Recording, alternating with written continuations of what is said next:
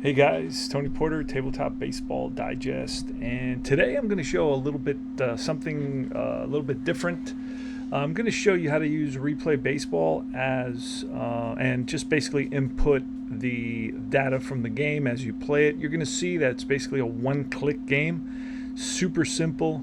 There is a cost involved. It is, I think, $25 for the game. You buy it one time and that you can try it for free for several months with the 2014 season, I think it was.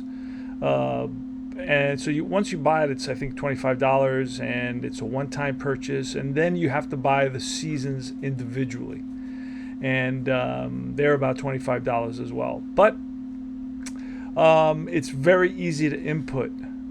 Okay, so that's what I'm going to show you today, about 10 minutes of inputting on Replay Baseball's what it is. I guess you call it the pad, right? The input pad, if you want. And let's get started. We're playing Fall Classic Baseball. It's a 1974 game between the Twins and the Yankees in New York at Yankee Stadium. Let me get that ballpark ready to roll. It's going to be a short one here today. I'm just kind of talking you through learning how to input data on the Replay Baseball PC game, right? And let's get started. Rod Carew leads off against Dick Tidrow. Dick Tidrow on the mound for the Yankees, and it's Joe Decker on the mound for the Twins. Let me go over the lineup real quick for the Twins. It's Carew, Braun, and Oliva, Darwin, Heisel, and Cusick, Soderholm, Borgman, and Gomez. For the Yankees, it'll be Maddox, Piniella, Mercer, Bloomberg, Nettles, Munson, Chambliss, Mason, Gonzalez. This is the beginning of what is going to be a dynasty, 76, 77, 78. Even 80, I believe. Was it 80 or 81? Anyway, okay. Let's get started. And let me make sure everything's on the screen properly. It's all there for you to see. All right, we're going to get started with Rod Carew. We're going to roll 2d6, 16 to read the red, then the white. And then, of course, the 14 will be information, I call it, where it gives you the out, for example, or the modifier that you may need.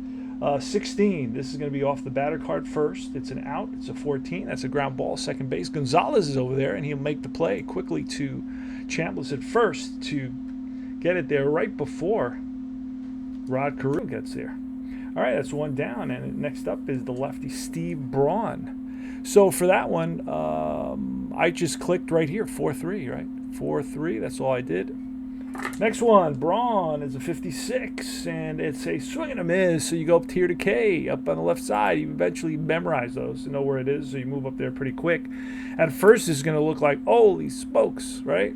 But you're only really losing this you're using this little piece right up here until you get some runners on base, and then becomes double plays and a bunch of stuff. Anyway, we'll get to that.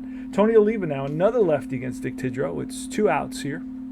The pitch, and that's a 64, and a 64 will be a 3, and a 3 tells you it's to the first baseman, and on a 1-2 that would be a 3-1. On a 4 it would be just a 3, takes it himself, and you see the 3 unassisted right there. Click on that, and that's done. You got through half an inning, and that keeps track of everything. All right, so let's go to the next one and look at Elliot Maddox leads off for the Yankees here in the bottom of the first in 1974. Where were you in 1974? Pitch, 15, and that'll be a fly ball, center field. Larry Heisel is out there. A couple of steps in and gets it for the out. Lou Piniella steps in the box. He bats from the right side. Lou Piniella in the simulations batting .299. And it's a 35, and the 35 will be a fly ball to right. And this time it's an opportunity for Darwin in right field for the Twins. And he gets into that and makes the catch. Darwin had an excellent season, by the way, in 1974. Hit over 25 home runs. 25 home runs and 264 average. So he had a good season. Didn't hit a lot of doubles, though. Mostly they went over the fence. Had only 13 doubles, and then you think of guys like Bobby Witt Jr., who like 52 doubles, 32 home runs. 10 triples. It's like, holy smokes. Anyway, he pounds the ball. All right, here is Bobby Mercer with 2 outs in the bottom of the first. The pitch from Decker, Joe Decker, who is a 3 column, a C column, not a great column. But that's a 33, and that's going to be ripped base hit center field. Played on hop by Heisel. plus you get the, so that's a single S on top there on the upper left-hand corner. Now this, well, there's 2 outs now, so you get all these fielder's choice. Force out at second base opens up, and that opens up there, okay? Anyway, so we're going to roll now for it's a potential stolen base.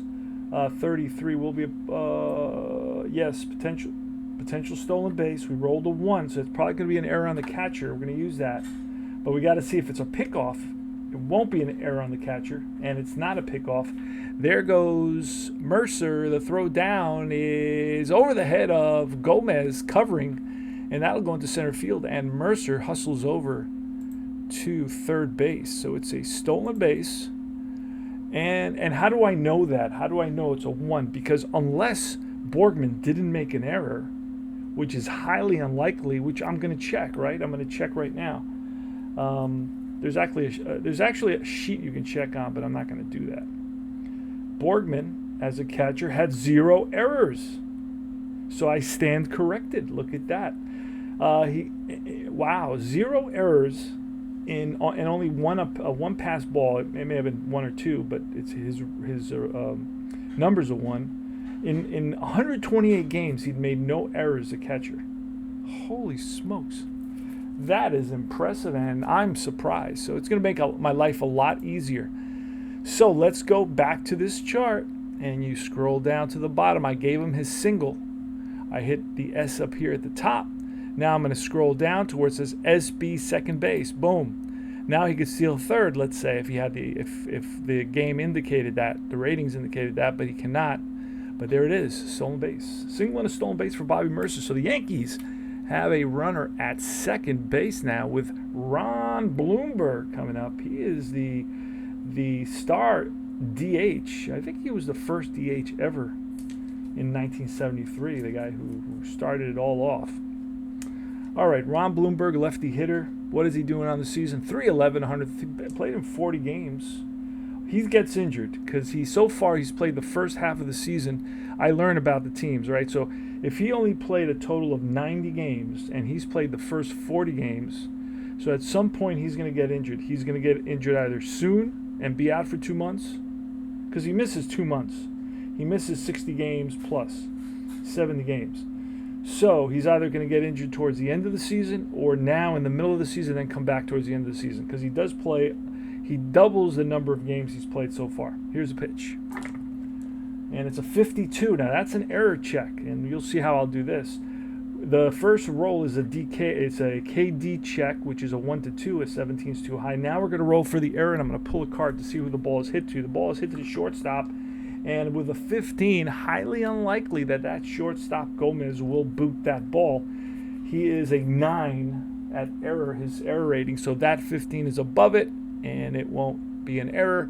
So I go down here to this line right here in the middle, the top third part of it, and it says 6-3. I click on the 6-3, and that retires the side. So Blomberg grounds out to shortstop. We go to the top of the second. All right, here it is. Bobby Darwin, Dick Tidrow, winds and deals, and that's a 15. A swing and a miss struck him out. So Tidrow brings the heat and blows it by Bobby Darwin. Here's Larry Heisel now, an up-and-coming star. 500 at-bats, 286 average, 19 home runs. And he can play the outfield. 63 will be a 3 again. It's a ground ball with that 3. A 1-2 would be a 3-1, but this is going to be a ground ball to Chambliss. He'll get it, scoop it quickly, and step on the bag just ahead of the hustling Larry Heisel. Here's I think he's the DH, I believe, off the top of my head. I can check. Just click that. And he is first baseman. Yeah, Oliva's the DH. So he's a first baseman. Here's the pitch to the righty Cusick, a 13, and that'll be a bouncer to third. And that ends the inning. 3 up and 3 down for Tidrow. Here's the bottom of the fourth, and I'm sorry, bottom of the second. I don't know why I said fourth. Anyway, here's Craig Nettles, 13-2, fly ball, center field. Heisel on the run, and Heisel runs it down. Here's Thurman Munson now with 1 out. and a 55. That's going to be a single. Rips one to left. So I go up here and I hit that S. He's on at first. I'm trying to get to something a little bit more complex, like more guys on base or something like that, to show you how to use a double play and so on. See if that comes along. Anyway, but you're getting the hang of it. Once you learn this, where everything is, it's pretty straightforward. 3 U's, 3 unassisted. 1 U is, pitcher unassisted. Normally it's a 1-3. That never happens. Very highly unusual that that'll happen. Maybe on a bunt it happens. It's Chris Chambliss with a runner on first, 1 out. Pitch from Decker, 41. Decker does not have his best stuff, and that's going to be ball 4. 4 balls out of the strike zone. Not even close. So that puts Chambliss on at first, and here is Jim Mason, the light-hitting Jim Mason, although in the replay he's hitting 210, but in reality that season batted 250. Here's the pitch from Decker. That's a snake eyes, and that'll be an out of 5. Ooh, that's going to be a 5-4-3 double play. I've got that memorized in the game. So it's going to go hit to Soderholm. Wicked hop, and Soderholm grabs it and throws it to second. Carew for 1, and back to Cusick at first for a round the horn. And we're going to scroll down here to the bottom third of this menu, and you're going to go to 5-4-3. Just click that. Boom, you're out of the inning. Just like that. How do you like that? Super easy to play this, and fast. Okay, they're super fast. Eric Soderholm, 14. Pitch by Tidrow. Grounded to third. Nettles up with it.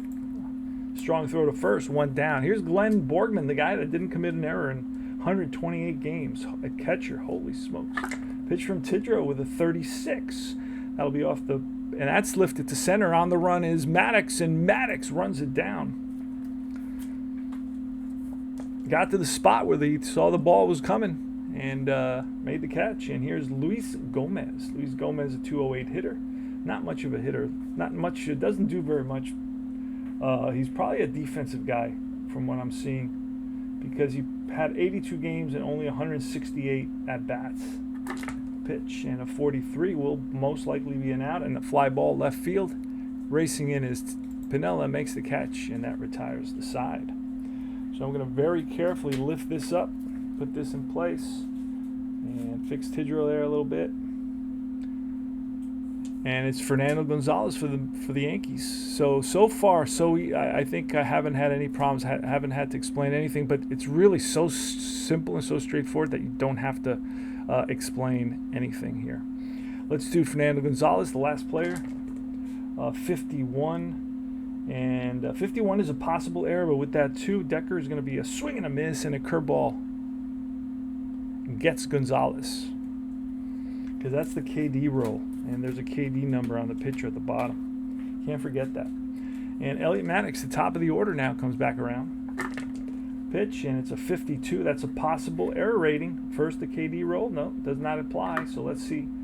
Ooh, a 12, a 52. Who is that hit to? It's hit to the third baseman, Soderholm. I'm not going to tell you what I think, because last time I was way off when I said highly unusual that the catcher will have such a low 0 errors.